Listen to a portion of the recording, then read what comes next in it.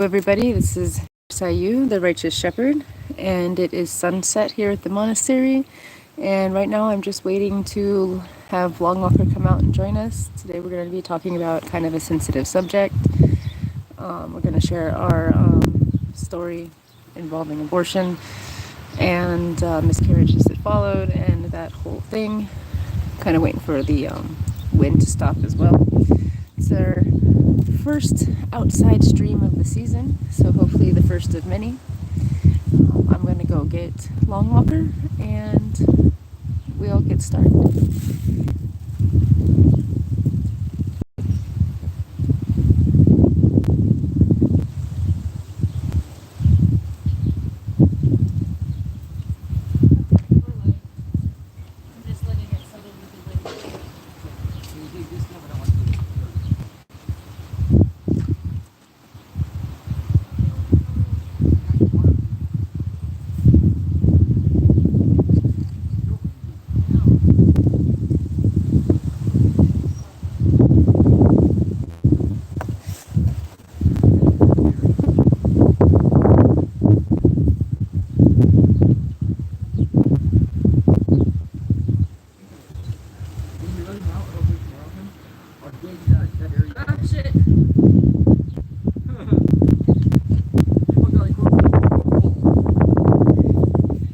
I'm glad that caught that, because that would have sucked. I know. Imagine hitting that metal. Hold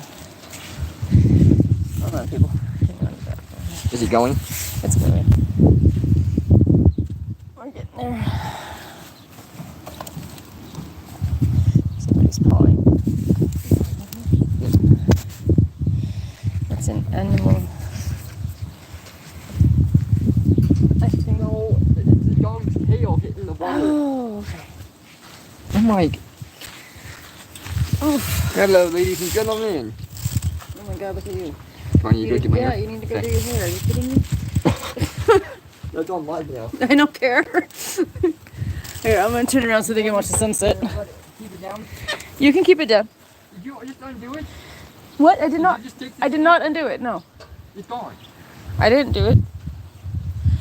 I didn't do that. All right.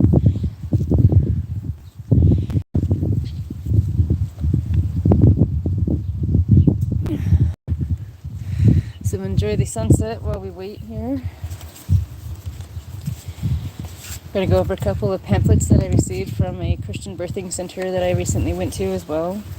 And if any of you have any abortion stories of your own, feel free to let us know. And let us know if it was a positive experience, if you have any regrets, or if you've been able to, live however many years without it impacting you. I went about 19 or 20 years before it resurfaced. And as I get older, the weight of that decision comes down on me more and more, particularly since it wasn't really my decision, as we will find out later in our stream. It wasn't really my choice. It wasn't really my body. I'll also give you my thoughts on that as well.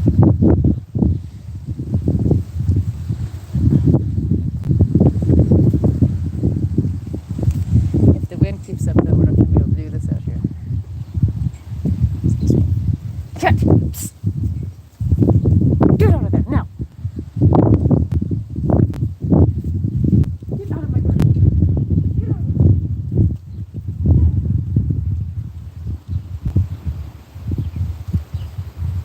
Cat was in the garden. Over the top of it.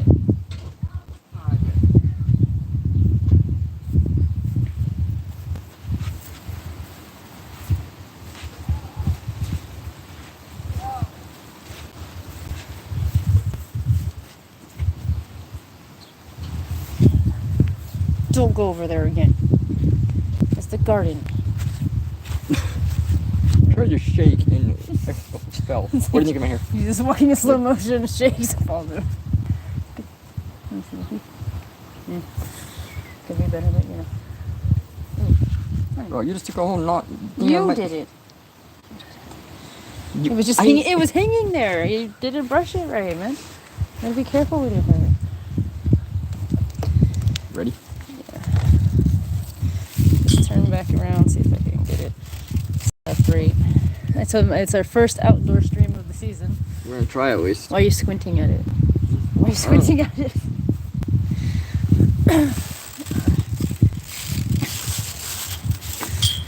All right. Can you bring it closer? I think it's okay. You don't want to. It's sound though. Yeah, it's steady though. I don't want it falling. It's like my viewers have to be subjected to like everything. Your streams are like way smoother. All right, wild living, you know. All right, LongWalker has arrived. So mostly I said on the thing that I was going to try and get. You know, we're going to talk about our experience. Yes. And then I want to just kind of like get your perspective from a male's perspective at this point, because I was just saying now while I was waiting for you that like it took about 20 years for this to manifest. Yes. 18 years, I think. It's been a while. It's like our first babies will be 18. That's crazy, isn't it? Yeah. So we met in 2005, and we were just out of high school, right? I mean, we kind of met in high school, but when we got together, we were just coming out of high school.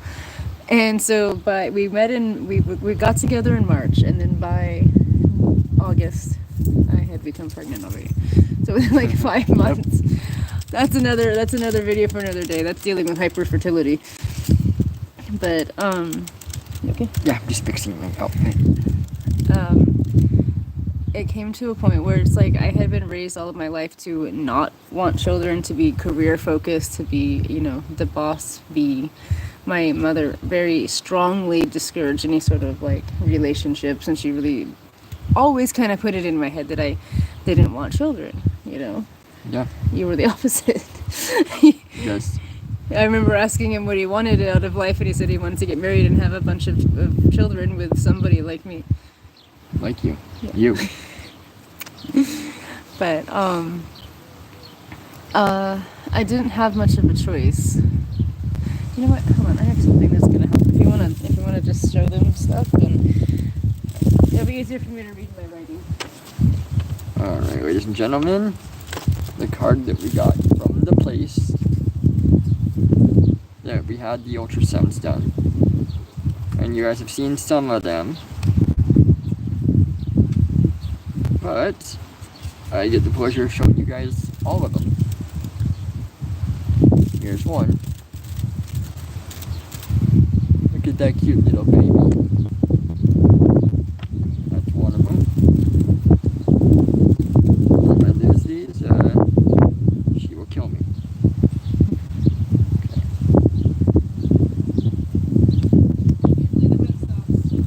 The next one is there. Okay, I think it's somewhere in the photo. And then our third one is right there. So this is at 14 weeks. Yes. And what kills me and what really kind of like brought this home for me was when we had the abortion, the first babies were that age. Yes. They were. And that's my problem with places like abortion clinics and Planned Parenthood. Everything is they do anything they can to dehumanize the baby. Yeah, we just were watching a movie on that, and that is so crazy. It's not a heartbeat. It's cardiac activity. It's not a baby. It's a fetus or a clump of cells or a blood clot, basically. Oh, don't worry. It does. You know, it can't feel pain. It can. Yeah, they say that they can't feel pain and everything, and I mean maybe up to a certain point, but they still know the mother's trauma. Yes. You know. So this is what I wrote for my video, and maybe it'll help prompt us here. Yeah, there's a whole good video coming out. That's supposed to gonna just be from my perspective, but I really wanted to get like your perspective on the whole ordeal. Do we have another thing to show us chatting? I can bring it up here for me. On Tristan's, it pops up there in the corner. we had one viewer for a little while. It's not so lopsided now. I don't want to be ignoring people. Well, that's true. Okay, let me get into that. And I'm scowling at things like I always do. Better that I'm not scowling now. You're scowling too. Yep. Comes from the desert. Okay. It's the wind too. That's true. Like I said, hopefully we can hear this. Otherwise, we're gonna have to try and redo it. And this is a good start, you know. So what the goal is we want to start sharing our journey of having this baby with you, and sharing our journey to become parents with our firstborn and everything. But in order to do that, we need to cover everything, including miscarriages and including abortions that led up to this, because it really plays a big part in why there's a 14-year gap between our first and our second. Oh yeah, it born, does, for sure. So, wait for this wind to pass. So I'll just read a little bit, and then we'll just kind of like talk about it. All right. And see what we were thinking. Okay. When I was 19, I met the love of my lives. I'd never been with anyone else. I'd never even kissed anyone else. Though he didn't look like the man I had envisioned as my husband in visions and dreams years before, I connected deep with something inside. I was raised as a lawless pagan, but had entered an order at the age of 13 and committed myself to spiritual studies. Still, I had no real morals regarding premarital sex or even multiple partners.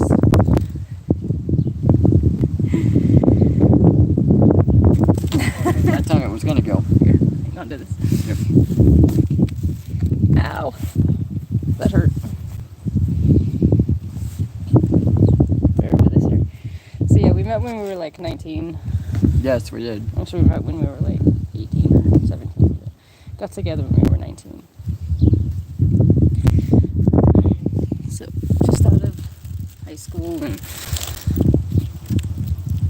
you know, they gave us that, like, well, what about your career? What about your life? I don't think it's a good idea. Yes. You know, even just being together with you wasn't a good I idea. know. To them. There was a big fight on that. I was pure, but I had no expectations. I was okay with the idea that we would just play together, learn from each other, and then move on with our lives. So when our passion overcame us, I was shocked at how much I cleaved to him. I was claimed. As my mother said, I was ruined. I wanted him and only him forever. Everyone else just melted away, and I couldn't even see their faces. It was just him, my husband. But I digress. This is still a story for another day. It's another live stream, another video, you know. Yep. All evidence of a faith-based life. But, so yeah, like I said, 5 months later is when I became pregnant with the first set. We had twins. The news was met with anger, disgust, and resentment from my family. I mean, completely shamed. I mean, they were just like, I mean, they couldn't even really look at me. You know, they looked away from me. You have the pictures? Yeah, I showed them. But you have them in there. Okay. Yeah. I had, in my mother's eyes, I had committed the most vile sin, not because of sleeping with someone, but because she perceived that this was happening in her house. She was more mad about the location and my choice of sexual partner than she was that I had gotten knocked up. Little did she know that this didn't occur in the house anyway. Yeah. And anyway, I was completely and totally shamed. Like, I mean, they couldn't even look at me, you know. And they hated him.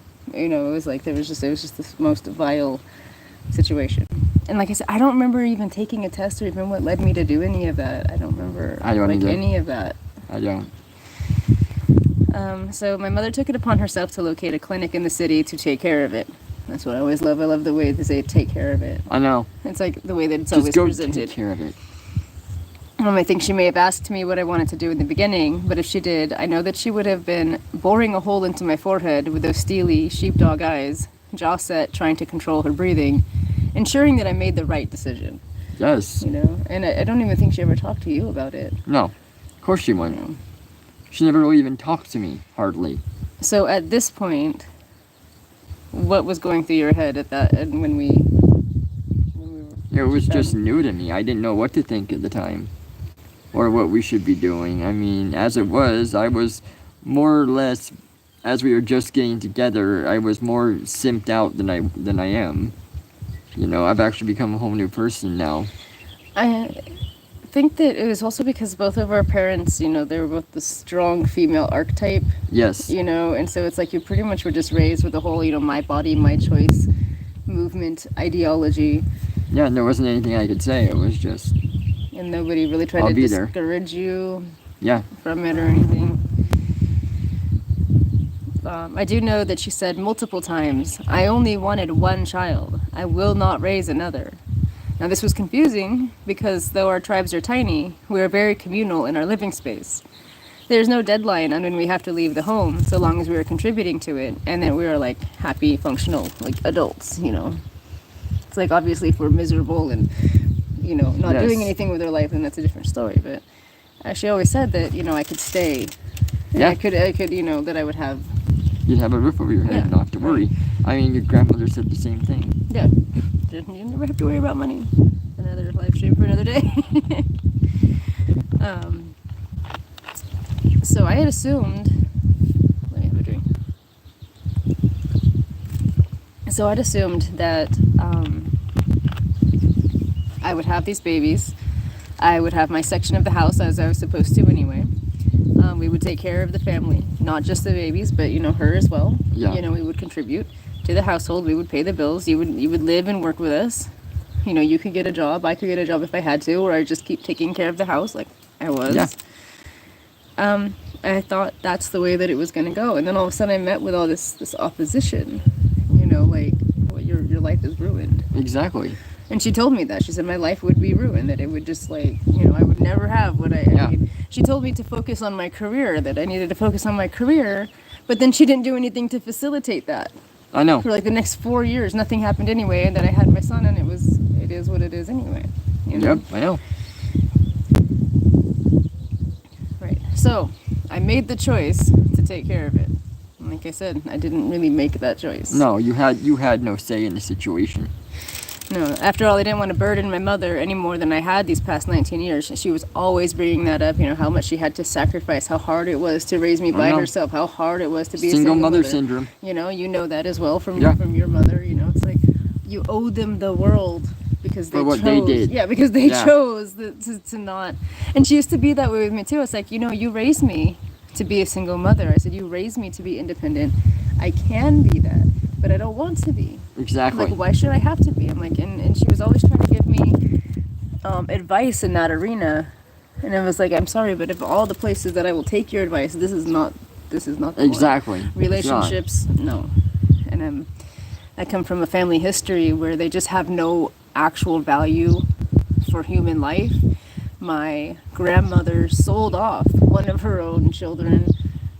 I know. Because she didn't like her husband looking at dirty magazines. And so that was the deal. You get rid of this child, and I'll stop looking at dirty magazines. Well, then he started watching dirty videos instead. Yeah, so just one thing. I mean, really? Yeah. And then they had forced my mother to have an abortion at the age of 16 as well. So it just ran in the family. So it was just like, part of the culture. No regard for human life. No, you had it like completely different than me. But the same still in some ways. Some ways, yeah.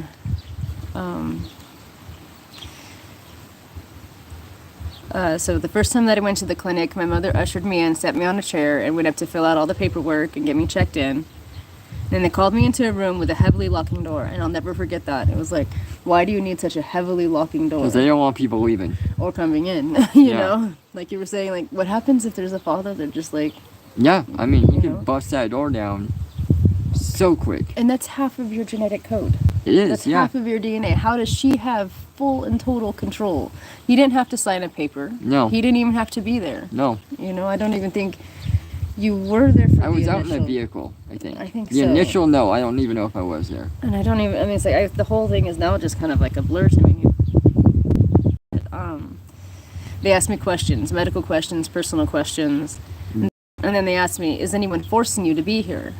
And I'm just thinking they're talking about him. And it's like, because it's always what they talk about. It's like, it's like, are you in an abusive relationship? Yeah. And think about that being my mother. She was just looking out for me. She was just thinking about my future. She knows me. Yeah. It's not her. So, of course not. No, nobody's forcing me. She had my future interests at heart, So after testing and poking and prodding and treating me like one of 1,000, I mean, it was like cattle. It was like 1 out of 1,000. I mean, they do this, and you saw that. I did. I lost my spot. Like I was a faceless object. I was scheduled for surgery. I was at 12 weeks when I went in, and then I was almost 14 weeks when they did the surgery. Oh. So exactly what you saw. Yeah, it's what. Yeah, so it's what it was. When you saw the baby the other day turning and moving and waving and going, it was like that. But they don't tell you that. They don't show you that. They're not honest.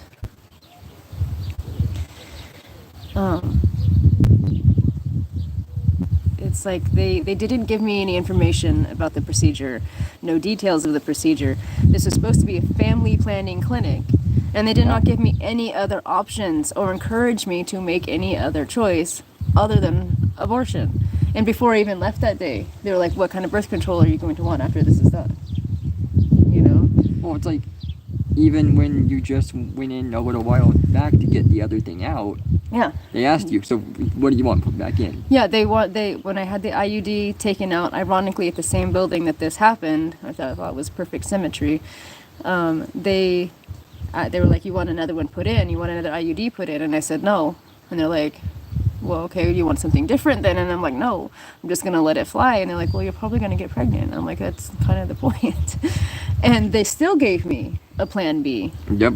At the clinic. Well, here, just in case, everybody has problems. Mm-hmm.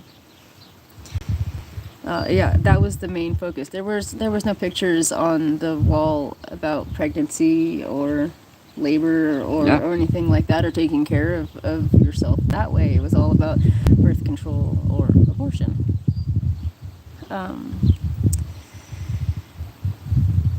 They gave me pamphlets on birth control and told me to pick one, and I chose the patch, and that ended up being like, there was a lot of problems with there was the a patch. lot of issues with most of it. I know that's really coming out too, is they have a lot of issues with birth control, oral birth control, the patch. I don't even think they do the patch anymore. I don't think so. I haven't heard about it for a while. Make sure you look like you're awake and alive with us here, okay? Because the camera makes it look like you're not.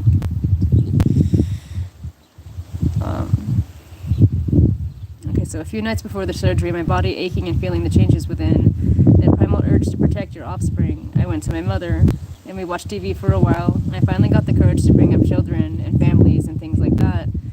And I remember saying something to the effect of, it kind of makes me wonder, maybe I could actually, do this. But as far as I got, before my mother's face hardened and her downward mouth said, Jess, you just can't.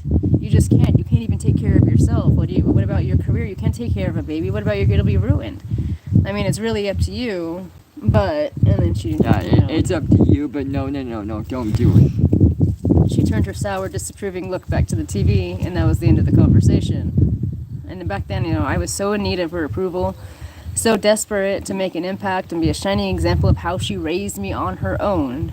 I didn't want to shame her. I know. I wanted to be that. She always bragged about that.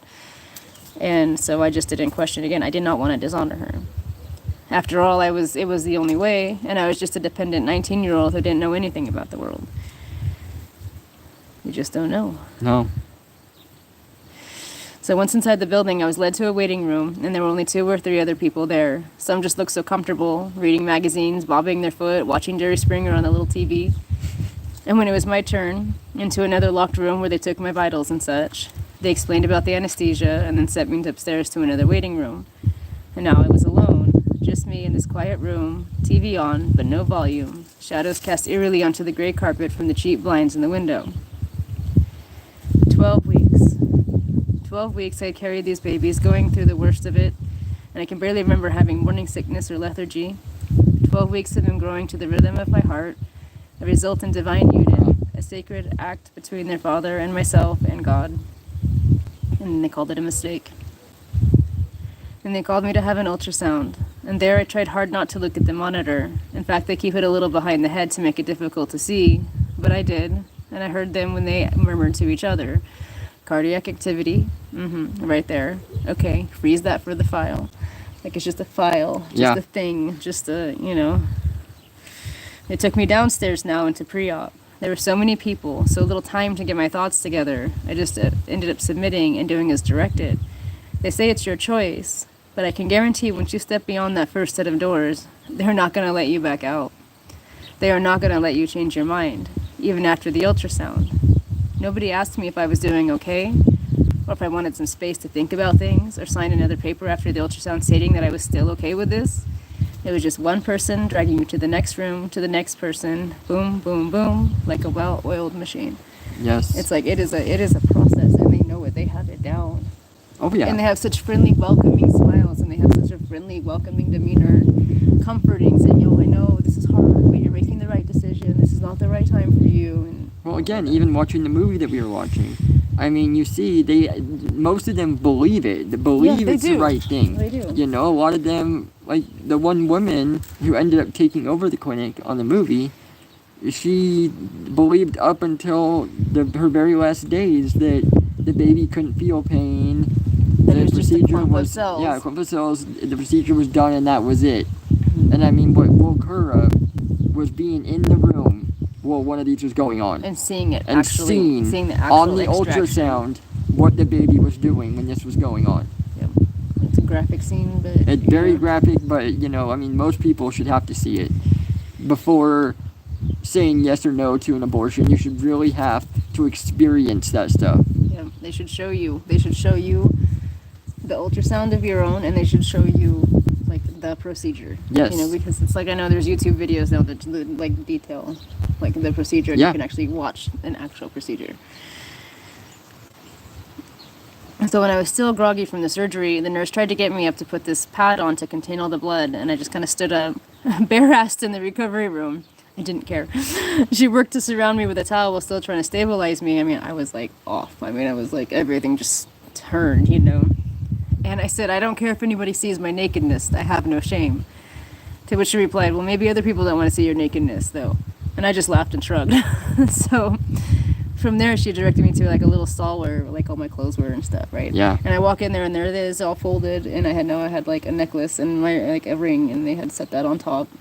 And it's just like this little pile of clothes, like, I don't know. It was just weird to me. It just felt weird. So, she escorted my staggering half-naked self to the room, and I proceeded to try and get dressed.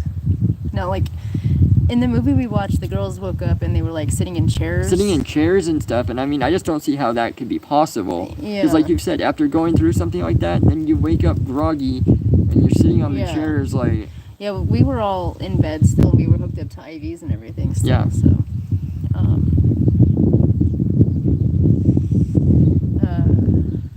I got dressed, and there was no physical pain yet. That's why they try to get you out fast, Yeah. Once dressed, she led me to one last room. She told me to wait while they set up my discharge papers. While sitting there, my eyes still adjusting, I noticed a certificate of the doctor who owns this clinic, and I recognized the name, Edward Allred. I knew him as Ed. He was the main go-to at the race course I trained horses for. This was some kind of sick joke, and a small world.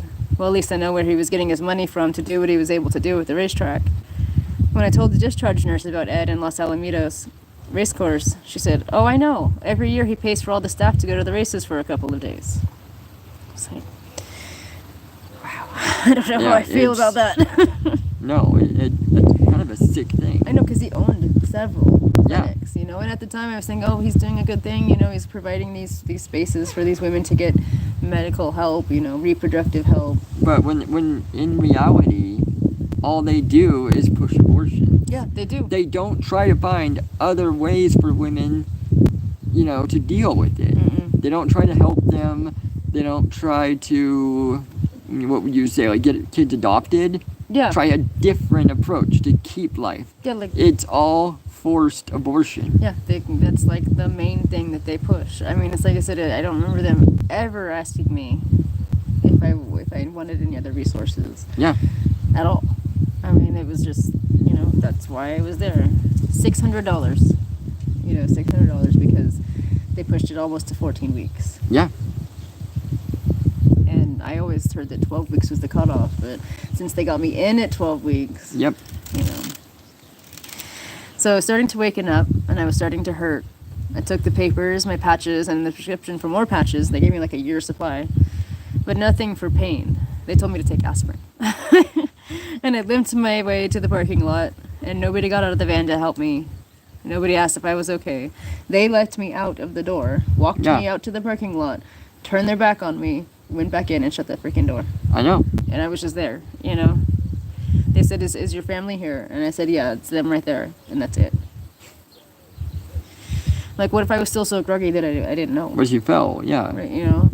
That's still in the parking lot. Uh-huh. And so, my mother just asked, how did it go? And I said, well, I was pregnant, and now I'm not, so I guess good. You know, I mean, it did what it was supposed to do. I mean, what am I supposed to say to that, you know? I told her that I couldn't do any heavy lifting for a week and that I needed to stay down and drink a lot of water. She kind of rolled her eyes but nodded at that, and we headed home. And it's like, I can't remember if you were there or not. I don't think know. you were there. I might not have been. I don't know, though. I mean, one of them that you were at, you had gone to, you were out of town. Yeah. Either for jousting or for your work for ASM. I can't remember. And did I know about you going to get it done, or? Yeah. I think at one point your dad had even asked, like, what was going on with that, and then you had told him, and it's like, I just always kind of wondered what that conversation entailed, you know? Yeah, I don't remember. But I'm pretty sure you were there. If you were there, you were sitting somewhere feeling like... Yeah, I just crappy. left out. And I said, he too never asked me how I was feeling, but to be fair, I never thought of his feelings at all during that point in my life. I just didn't want to dishonor my mother. You know, she was there above all else. So from her, there was never any hugs or compassion or empathy, even though she had been through it when she was at 16 and always talked about that. She had had twins too. Yeah. And it was like every now and then she would stop and be like, she's like, well, those babies would be this age, or they'd be this age, see, you know. And that's even worse to think about too, because that's not just getting one baby out; it's two. Right. Yeah. I so mean, you do that twice. Yeah. And I know, you know, she had an abortion at the age of 16, and she toughened up, as she called it. She toughened up, and it was never really spoken about again. And for months after, I was a roller coaster of emotions, but I kept them heavily concealed by that life goes on mentality. Anytime I questioned myself, I would comfort myself with lines like, it was the only way, it wasn't the right time. Yeah, what they tell you to think, you know. But soon I found myself wanting to have a baby. I had like an immense amount of guilt, and I was having these weird dreams, and I thought, well, maybe I wasn't supposed to have done that.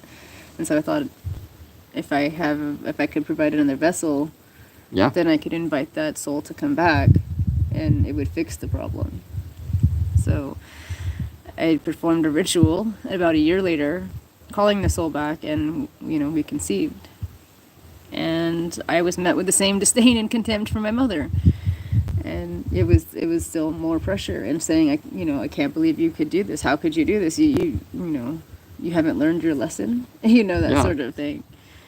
And this time she took me to an actual OBGYN instead of the clinic, mostly because she had heard that this particular doctor was cute from people at the hospital and stuff. And they're like, oh, they took care of my daughter, so, and it's like, yeah, but do they know why I'm going? I'm like, I mean, does anybody, I got the feeling that the entire time I was there, that nobody really knew why I was there. Yeah, you know? Exactly. Probably not. So, they basically discussed me if I wasn't there, and I had to sit among all these pregnant women. They were happy pregnant women, not like, you know, the other place. I mean, these guys were like, it was a regular OBGYN. They were like happy. They were talking about their due dates and all this shit. And I was just sitting there listening, you know? And I had wanted this one. Yeah. You know, that was I know, that was the difference. I had an ultrasound, and they showed me the heart. And then the doctor gave me misoprostol and told me to go home, take it, sit in a warm bath, put my feet up, and try to get through it. I did that, but nothing happened. I seemed only to expel a weird pinkish tissue and like cloudy pee, and that sample I took back to the OBGYN, but the baby was still there.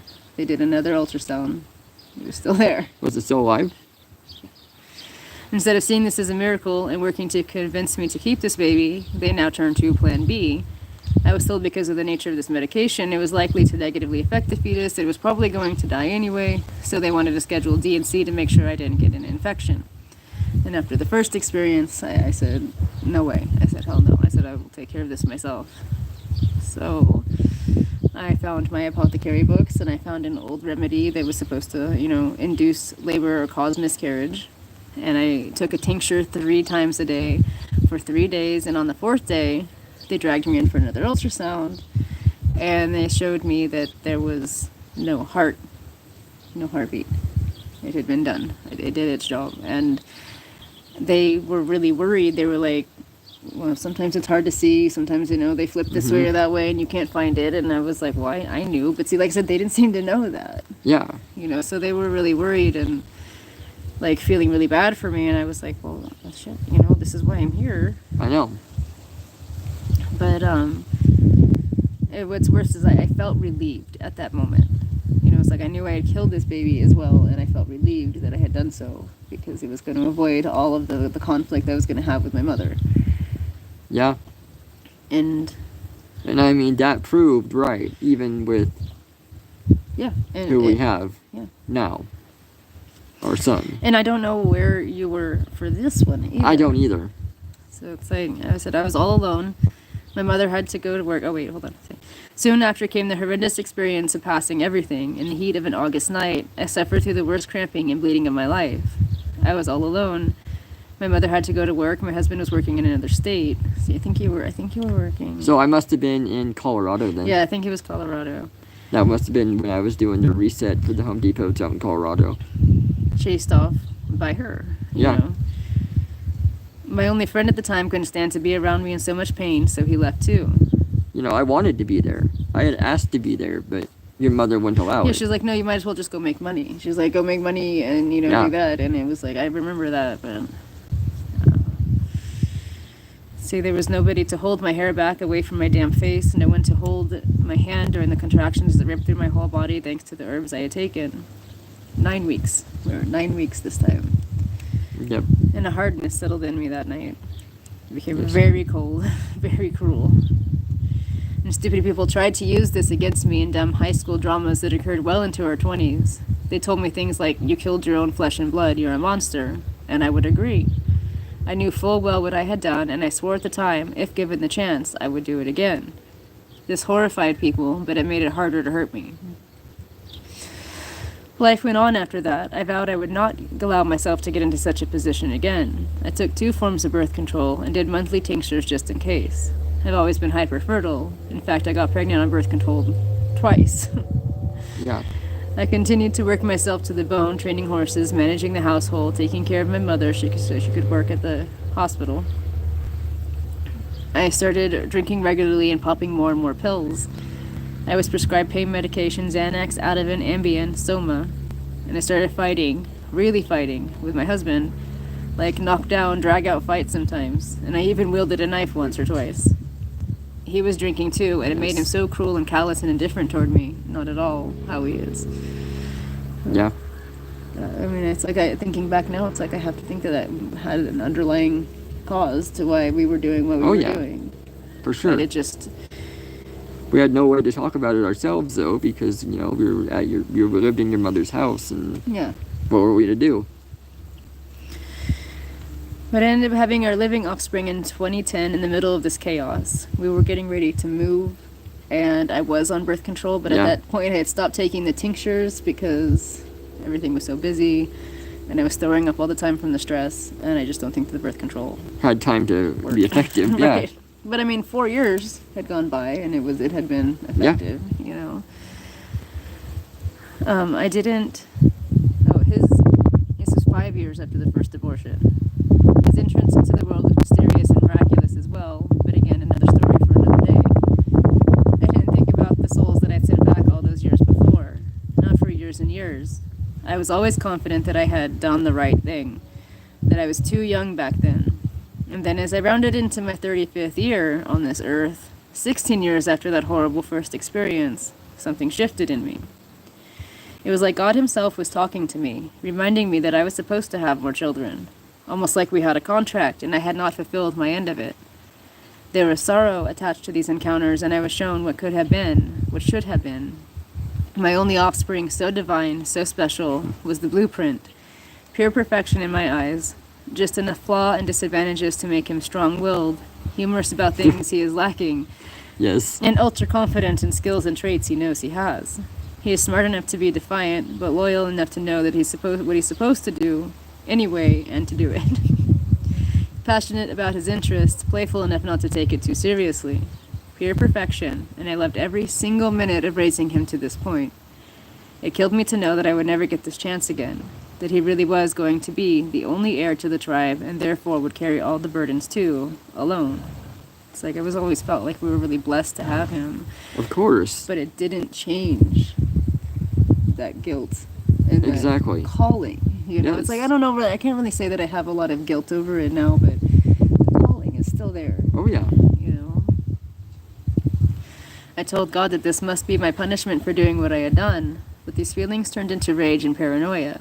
Repressed emotions manifested in terrible ways on the surface. Where I had not had this rage except when drinking, it was coming now, unbidden at every little inconvenience. I was having dreams of Bast, holding a tiny baby, walking and bouncing it. She would offer the baby to me, and I would raise my arms to take it. But then I would hesitate, drop my arms and shake my head no, and she would look sad and turn away. In one dark vision, she drowned the baby in front of me, and the river turned red with its blood as her nails dug into its tiny neck. Even my own goddess Sekhmet began to turn away in these visions. I started to see what I had done in a whole new light. Yep. It was just like 2 years ago. Yes. These visions and thoughts and the calling grew stronger and stronger until I nearly had a full breakdown in October of 2023. I sensed that my time was up. I had fucked up. I had wasted what time had been left. I had broken my covenant with the Yatan, with God. From time to time, I would think that I had come to some sort of peace, of resolve. I was okay with this. I accepted what I had done was wrong, a sin, but I also knew I couldn't change it. I would remind myself that I lived a very fulfilling life. My one offspring was happy and healthy and smart and just ambitious enough. I had a good relationship with you. Yep. I worked with animals and dedicated my service in every way. I submitted to my husband and I submitted to God. I was at peace. And then it would all come down again. You know, it was like I would go like a couple months and be fine. Yeah. And think, okay, I'm past it. And then it would come again. This has been a consistent struggle in my life. And I can say with full confidence that it began for me that November afternoon in 2005. The only thing I can do now is share my story and hope that I can dissuade others from making the same mistake. I used to hold the position of my body, my choice. Not anymore. The way I see it now, this is not my body. This body belongs to the Yatan. I'm supposed to be a divine representative. It's a lot like leasing a car. You can drive it, add whatever gas you want, do with it as you please, but at the end of the day, it still belongs to the dealership. And they're going to judge you on how well you took care of it while you had it. They're not going to want to see scratches in the paint, or holes in the seat, ashes on the floorboards. They're even going to charge you extra if you've dented it or cracked the windshield. Yes. Even if you have insurance to cover all of these things, best believe they're still going to judge your character, and you probably won't be able to lease another one from them, at least not without some serious side-eye. No. My body is a divine vessel, designed specifically for a purpose, a vehicle to transport my soul on this plane of existence, and a portal to bring life onto this plane of existence, an extension of the Most High Himself. It's just so easy for us to fall for the just not the right time thing. Yes, you it know? is. How do we know? Just like it's not really our body, it's not also really our time. It's God's time. Who are we to question it? I used to think, well, we were only 19. We would have struggled so badly, we just couldn't have done it back then. How do we know? What if that was the incentive needed for us to go out and make our own lives, to inspire us to do better? Maybe I wouldn't have started drinking or taking so many pills. I say this because even as adults, we've had to struggle. In 2019, we didn't eat meat or sugars for a year because we were so poor. We lived on rice and corn cakes so that our offspring and our animal chargers could have meat. And we still had a really great time together. It was truly our hardest and happiest year. It taught us so many things, and we grew so strong from that experience. In short, the way that I see it, to have an abortion is to have a complete lack of faith. Obviously, a lack of faith in a higher power, but also a lack of faith in yourself. You have no idea how strong you are, how smart, how resourceful, until you have to suffer and struggle. I promise that the rewards are much greater when you do it, And it puts you so far ahead of the game. Then I have a closing. But I just want to put that in the video. Yeah. So those are my notes for the video and the general experience of the whole thing. Yes. So I'll be right back. Okay. So if you can talk about some of the stuff that, you know.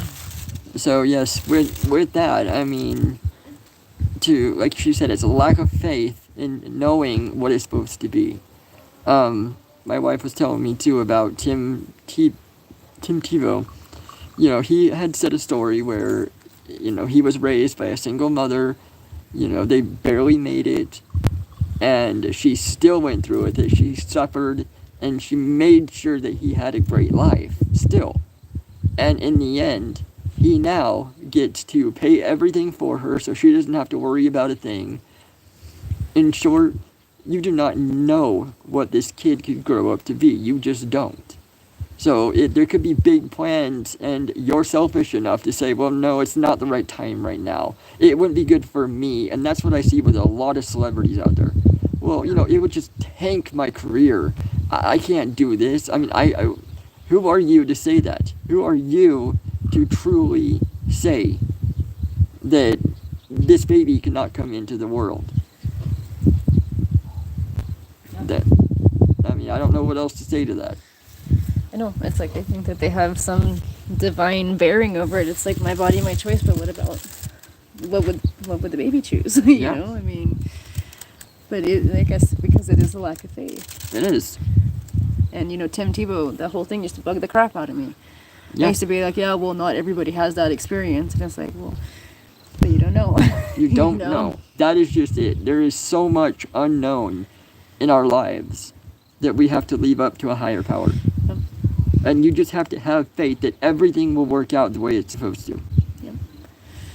And it's like, I know that, like, I don't really see it as punishment for the things that have happened to us and everything, and certainly, like, the situation we're in right now is not punishment, but it's like a rebalancing of the scales. Yes. You know, you have to suffer some.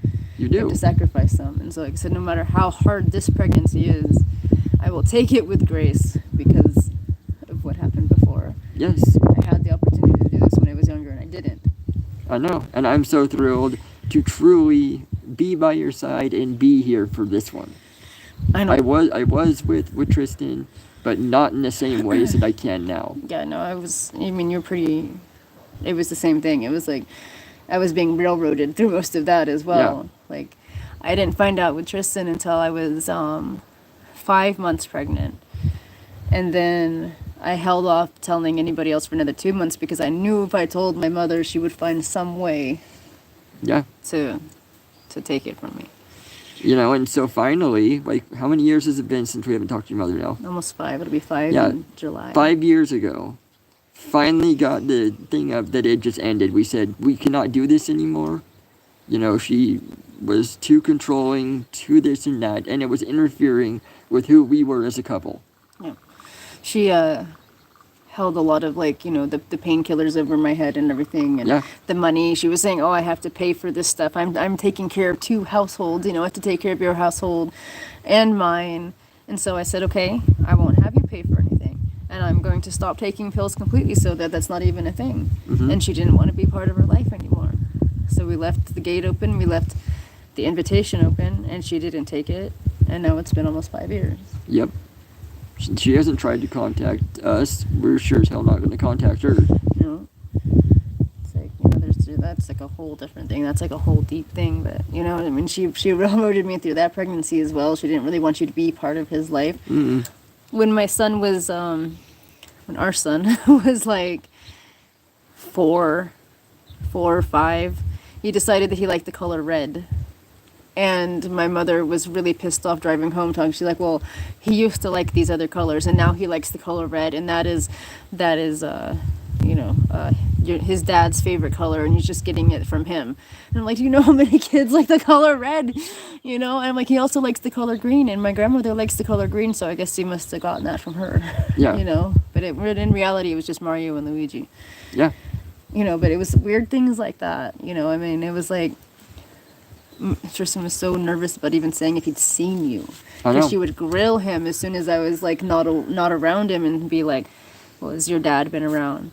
You know, what's been going on there? You know, and he was like 4. You know, he didn't. I mean, and he would come back and I'd come back in the car and he'd be like splurting it out. I'm sorry, I didn't mean to say anything. I'm like, I don't care if you say anything. I'm like, I just don't say anything. I don't talk about you. Yeah. Because it was causing problems, and that was it too. It's like, why should I have to not talk about my own family, about my own like husband and shit? Well, it's like just like one of the last Christmases that we had with her. He received a ride-on Jeep thing. Yeah, like a Power Wheels. Power Wheels Jeep. And so I was putting it together. You know, I was trying to have him help me. And we got to the stickers. And so we wanted him to put the stickers on. We thought that would be fitting for him to do. Yeah, he wanted to do that. And she tried to throw a fit over it. Well, it's not going to be straight. It's not going to be right. Yeah. And it's like, who cares? And it's for him. And she yelled at him for it. Yeah, she yelled at him for it. Like, yelled. And I held everything back that I could to not just go off on her right there and then. Because I knew it would upset you. And I did tell her, I said, well, it is his Jeep, you know, but it's about the only thing that I could squeak out. And even then that gave me a very scathing look. But I remember him coming to tell me, he was like crying. He's 4 years old. He was crying. He's like, you know, Grandma just hit me in the back of the head because I couldn't open the door. She was trying to get him to open a door, like a screen door. I remember that. And it was like, and you know, at the time, that's how I was raised as well. So I didn't think much of it. But he started giving me these looks like, are you going to do anything about that? Or, I mean, is this right to you? And so when I started standing up for him, she started to fall apart. But it was like, even throughout the pregnancy, you didn't have the ability to be part of it. Yeah. I don't even, like I said, I don't know if you remember going to the one ultrasound thing that you went to. Not really. And I think I was trying to space out more because I knew that it wasn't going to be anything anyway. You know, I already knew going into it what was going on. And I think I was just trying to space out and not be... Yeah, but I mean, like with Tristan, though? Oh, Tristan. Yeah. Yes. Yeah. I remember that one. It's like you only went to one of them, and it was like this chaotic freaking thing. And I wasn't even... I mean, she was there, too. Yeah. So it wasn't even really I know, because I came out, and because we found out that it was going to be a boy, and I was confused because they said it was supposed to be a girl. Yep. And he was all like happy and smiling, and I'm sitting there just like completely confused, and she misconstrued that as saying that I was like just upset about it. And I was kind of upset about it because there was such a hatred of men within my family that I knew that was going to be the case. And I still feel that she did not like him that much because he was male. I think so. And she delivered him. Yeah. She brought him into this world. She delivered him at home. Yeah. Yeah. And it was like there was just no... She was so cold, you know? And, but yeah, you didn't get to be part of that whole experience really at all. No, I was pushed out by her. And you were going to school at the time too, Yeah. and I was alone a lot, and she used to make fun of me because I would call him and say that I needed help and I needed him home for stuff, and she would make fun of me for being so weak and saying, well, you know, you can't do this without him, you know. Well, like, no, you don't need to. As a couple, that is what you're supposed to do. Yeah, and she made me feel really guilty about that. I mean, she acted like she was your partner. Yeah, it was just all control. And so it's like, I guess probably that's why I don't have as much guilt as some people do, because I really did not have control. My biggest sin was being complacent and letting myself be controlled, and that's my biggest advice. It's like, we want to talk about your body, your choice. You know, take control of your spirit as well. Yes, know your spirituality too, not just knowing. Well, you know, for my career, or my body's not gonna look the same. That's why I have to have this, because the pregnancy's gonna ruin that. And you don't know that either. You know. Well, it's like right now with our new baby coming. You had the surgery, the tummy tuck. Mm-hmm. And so there's always going to be complications with that. There could be issues. It could pop the stitching.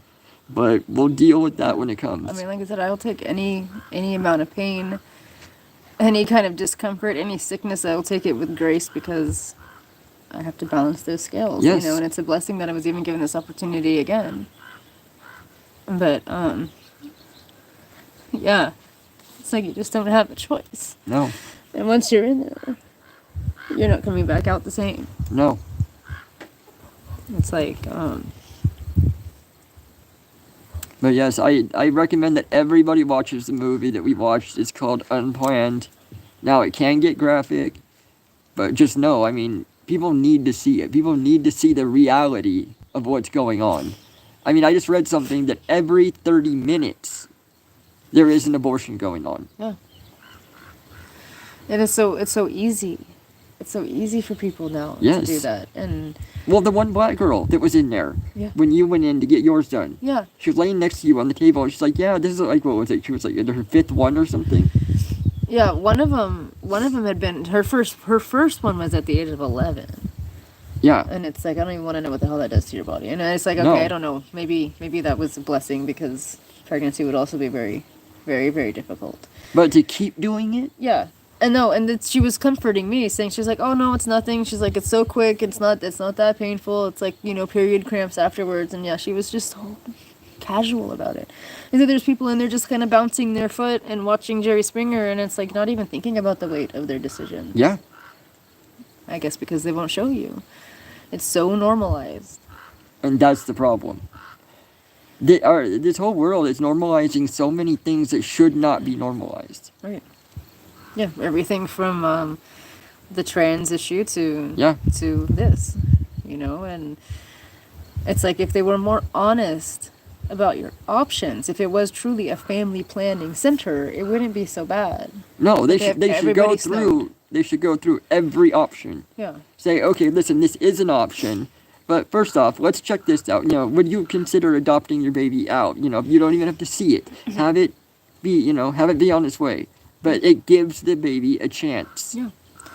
And it's like, of course, I still believe in abortions for medical necessity. Yes, there's several incidents that it's needed. If it's going to kill the mother and the baby, if there's situations going on like that, if it's growing wrong, then by all means, there are. But make sure you get that from a place other than some place like Planned Parenthood. Yeah, do not trust Planned Parenthood for any of that. Or any of those other women's health abortion clinics. Yeah. I mean, it's like they call it reproductive health clinics or women's health clinics and stuff. But it's all the same. But I do believe, and I've heard this from a couple of different women from a couple of different sources, that they'll lie to you. They'll say that, hold on, there's something in my eye. It's like a bug flew in there or something. They will tell you that something is wrong, that there's a defect. They did that with me. They said it's like, well, it's a good thing you came in, because it looks like this is medically necessary anyway, and so we've got to get it done right away. And I just don't believe it. I don't. It's like, I don't believe it, because I've heard it now from other sources. Yeah. Told them the same thing. Like, what are the odds? But you do at the time. At the time, it's like, oh my God, okay, good, yes. And I was like 19 and just starting out in life. Yeah. And I was really fucking naive. Excuse my language, but it's like, it's harsh. It was a harsh lesson. It's a harsh world. Yeah. It really is. There's a lot of people that do not give a crap about anybody. And that's what you have to, you have to look past it. You have to know your rights. You have to know the laws, and you have to know what it's about. Yeah, and know that there is resources out there. There's so many resources out there. The most of the states, they have Medi-Cal, Medicaid, whatever, and it's like that will give you free health coverage for your baby and for yourself, and you get a little bit of money for the baby for the whole 18 years. I mean, hopefully you don't need it that long, but it is there, and I don't know why they don't ever bring that up. That's why it's there. Yeah. I don't know. But it's not a good thing. No. And it's like I said, I used to be pro-choice, and I'm still pro-choice. Choose, but know everything. Everything. Yes, don't go off of one person. Right. Yeah. Go to a private place. Yeah. Go to like the Christian birthing center like we went to. Yeah, that was a good one. Yeah, they were really focused on family unification, keeping parents together with the babies, or providing adoption services for the babies, and it's all a faith-based center. It's a Christian center. We're more of a faith-based center. They were a Christian center, very Christian. And I think that scares a lot of people off because they're afraid of that judgment and everything. But it's like, there was no judgment there. No. And I mean, we're older, but yeah, I think we were more sure. But see, I saw a couple younger ones in there, and it didn't seem like they were getting the same treatment that we were. Yeah. So. Yeah. I mean, it was like, and there was a lot of pregnant people in the office, and they were going there for classes and stuff, and they got free things. They gave them resources. Yeah. They gave you scriptures. They gave us this other thing. Right here. This thing here, it's It was about, healing the hurt after abortion and everything.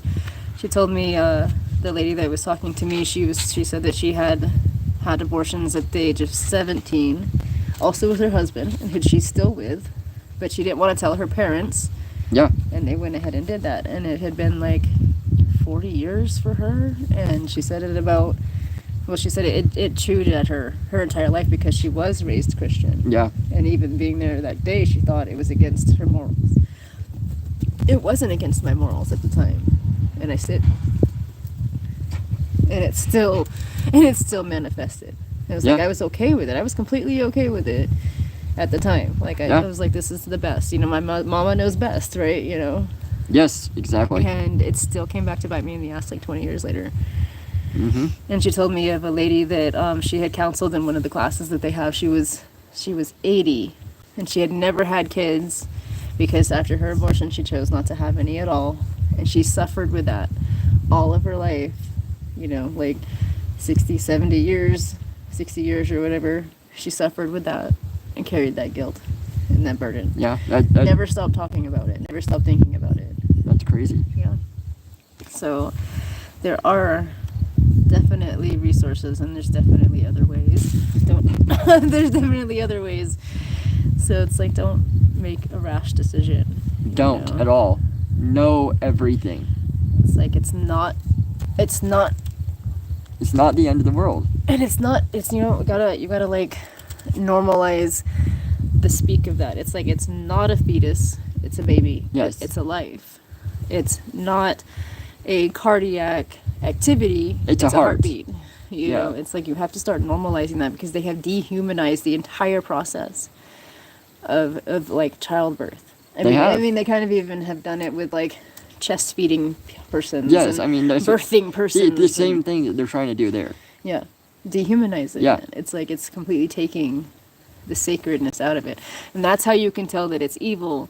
They said that the serpent would always have conflict with the woman. We would always be adversaries, and all of these things have always been targeting women's health and everything. Yes. I think they said in that movie, it's like, you can erase your baby, but you cannot erase the memory of it. Yeah, that was great. That was true. good. Yeah. That's very, very true. So it's like, I'm just gonna make a video about this and share that experience, and let anybody know that if they need anybody to talk to or any kind of resources, that we'll do the best to help them out. Yes. We're around. We're a click away. Yep. So if anybody has any experiences or comments, just leave them below and let us know. And if you're having any questions, concerns, or doubts, then definitely let us know. Yes. We'll be there. We'll talk it over. We've been there. We've done that twice in 2 different ways. I've had miscarriages since. Felt like that was a karmic punishment as well. Yes. But it's not. Everything goes on. We're not Christian, but the values are still there. Yeah. Saying, they are. It's like, it is life, and you just don't know. You're questioning fate, and you're questioning the gods, and you just don't do that. And everything happens for a reason. Truly, everything happens for a reason. It does. It really does. And keep human intervention out of it to the most ability. All right, I think that's where we're going to end it. Yep. Thank you, ladies and gentlemen. Namaste. Peace of mind. I know. It's an hour, 3 minutes.